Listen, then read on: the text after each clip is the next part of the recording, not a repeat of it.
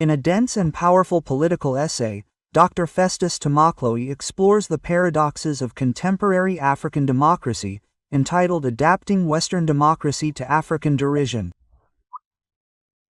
This text questions the institutional mimicry inherited from the West and advocates an endogenous overhaul of African political systems.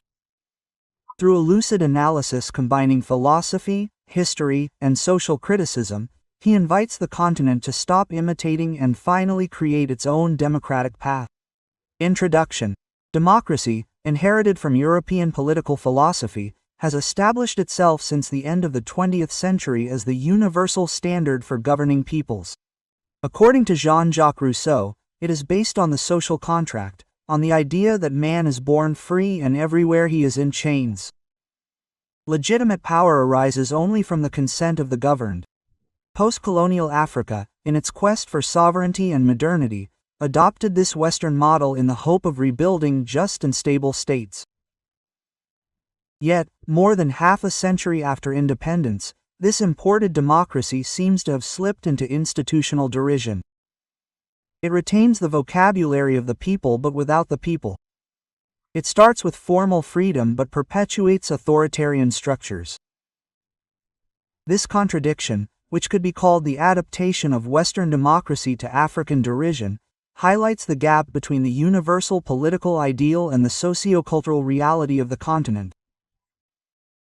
1. Western democracy, a rational and universalist ideal. Modern democracy is the product of a long intellectual heritage. From Montesquieu to Tocqueville, it is built on the separation of powers, the balance of institutions and trust in the reason of citizens. It is rooted in centuries of struggle against monarchy, feudalism, and absolutism. This model is based on an individualistic conception of man. The individual is the measure of power. However, this democracy, which became an instrument of universalization in the 19th and 20th centuries, was exported outside Europe in the wake of colonization and then globalization. As Claude points out in Democracy and Development in Africa, liberal democracy was presented as an institutional package to be reproduced without any real contextualization. This universalist vision has obscured a fundamental reality. Democracy is first and foremost a cultural product shaped by values, representations, and a collective memory. 2. Political transplantation and the crisis of institutional mimicry. The newly independent African states have mostly adopted Western constitutions, a presidential system inspired by the French model, a multi-party system, and periodic elections. But as Frantz Fanon showed in The Decades of the Earth, post-colonial elites have often reproduced the mental structures of the colonizer, while replacing its actors. Thus, the colonizer was replaced by the national. But the vertical relationship between power and the people remained. The consequence is paradoxical, a democracy of facade. Elections become legitimation ceremonies, constitutions become malleable texts, and parliaments become registration chambers. What Montez called the spirit of the laws is dissolved here. Institutions exist without a civic spirit for the people. The phenomenon was described by Rachel Embe in Post-Colonial Africa. Post-colonial African politics oscillate between tragedy and comedy, where derision becomes a way of governing and existing. Power is both sanctified and ridiculed. Third, African derision, a mirror of a lucid conscience. Faced with this contradiction between democratic discourse and authoritarian practices, the African people have developed a form of ironic resistance. African derision is not simple mockery, it is a popular political language. In the streets, in the fields, on the radio or on social networks, citizens express their lucidity through humor. They know that the proclaimed democracy is only a backdrop. This collective laughter is an act of survival and conscience. As M.A. Césaire said in his discourse on colonialism, one cannot imitate the models of others with impunity. African derision reflects the rejection of soulless imitation. It is a symbolic weapon against the universal pretensions of the Western model and at the same time a denunciation of the corruption of local elites. In this space of irony, the people laugh at their own condition so as not to despair. Laughter becomes political. It exposes the democratic lie while preserving the dignity of those who suffer it. 4. For an African reinvention of democracy. If Western democracy is derided in Africa, it is because it has not been reinterpreted according to African cultural codes.